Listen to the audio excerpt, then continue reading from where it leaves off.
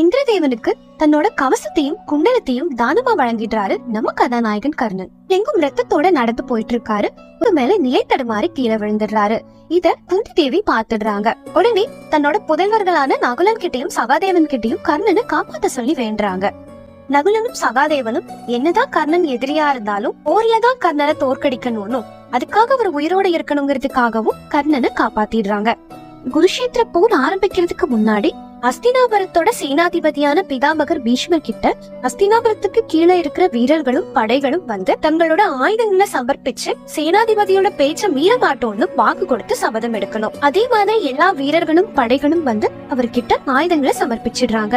ஆனா கர்ணனும் அந்த நிகழ்வுல கலந்துக்கல. அதனால பிதாமகர் பீஷ்மர் தன்னை அவமதிச்சுதான் நினைச்சு கோவமடைகிறாரு. என்கிட்ட ஆயுதங்களை சமர்ப்பிக்காத வரைக்கும் இந்த போர்ல பங்கெடுத்துக்க முடியாதுன்னு சொல்லி ஆணையிட்டுறாரு. அதனால கர்ணன் தொடக்க கட்டத்துல போர்ல கலந்துக்க முடியாம போயிடுது.